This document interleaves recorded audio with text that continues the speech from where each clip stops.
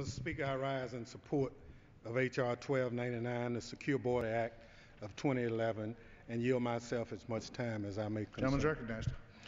Thank you, Mr. Speaker. Mr. Speaker, this bill would require the Secretary of Homeland Security to submit to Congress a comprehensive strategy for gaining operational control of our borders within the next 5 years. This bill defines operational control as the prevention of all unlawful entries into the United States, including entries by terrorists, other unlawful aliens, instruments of terrorism, narcotics, and other contraband. While this is a laudable goal, it is also extraordinarily ambitious, and the bill authorizes no additional resources to achieve this goal.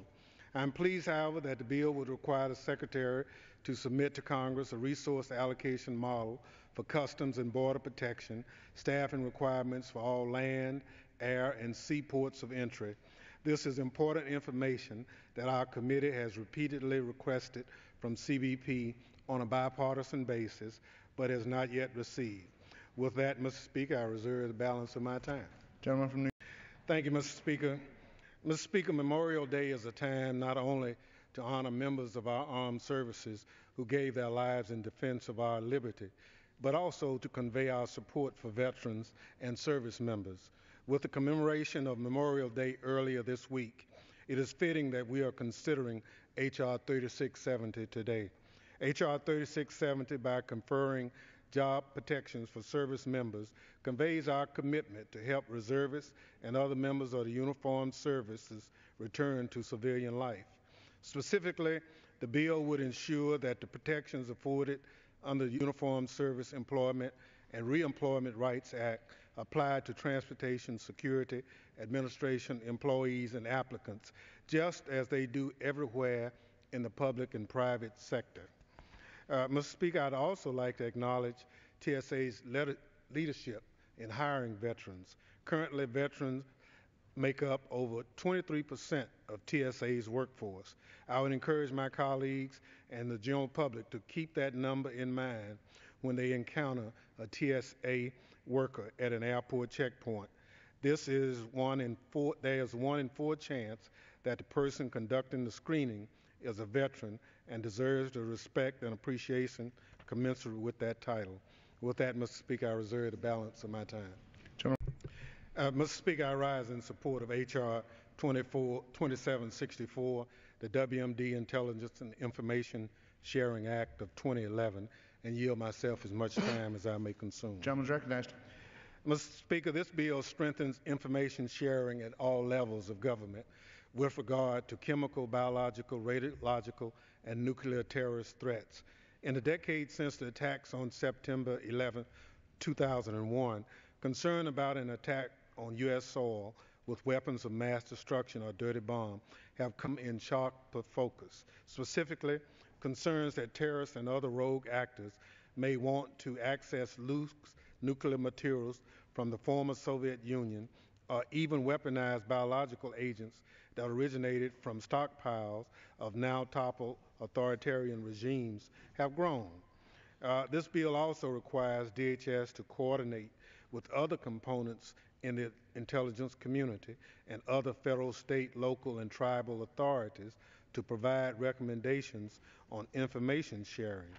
I would note for the record, Mr. Speaker, that the committee approved on a bipartisan basis the Pasquale WMD bill earlier this month. I look forward to seeing this measure, which was endorsed by a bipartisan commission, considered on the House floor in the very near future. With that, I reserve the balance of my time. Gentleman from New York. Mr. Speaker, I rise in strong support of H.R. 915, the Jaime Zapata Border Enforcement Security Task Force Act, and yield myself as much time as I may consume. Gentleman's recognized. H.R. 915 would, for the first time, statutorily authorize an important border security program, the BEST program. Under BEST, ICE partners with federal, state, local, and foreign law enforcement counterparts to establish targeted cross-agency teams to identify, disrupt, and dismantle criminal organizations posing significant threats to the border security. Currently, the BEST programs has 31 teams located at our nation's northern and southern borders, as well as seaports in places as varied as Tucson, Arizona, Detroit, Michigan, the New York seaport, and Mexico City, Mexico. To date, BEST units have initiated more than 6,800 cases, resulting in criminal and administrative arrests and the seizure of significant quantities of narcotics, weapons, ammunition, and currency. With that, Mr. Speaker, I reserve the balance of my time. Gentleman from New York. Thank you. Mr. Speaker, I rise in support of H.R. 3140, the Mass Transit Intelligence Prioritization Act, and yield myself as much time as I may consume. Gentleman's recognized. Thank you, Mr. Speaker. Mr. Speaker, as ranking member on the Committee of Homeland Security, I've observed that mass transit systems over the years have consistently been a target for terrorist groups, including Al-Qaeda. H.R. 3140, the Mass Transit Intelligence Prioritization Act, requires the Secretary of Homeland Security to prioritize the assignment of mass transit intelligence analysis, including from TSA to state and local fusion centers with major mass transit systems in their jurisdiction. In short, this is a common sense bill that would enhance security for the mass transit systems of our nation by improving the sharing of information, and I urge my colleagues' support of it. With that, Mr. Speaker, I reserve the balance of my time. Gentleman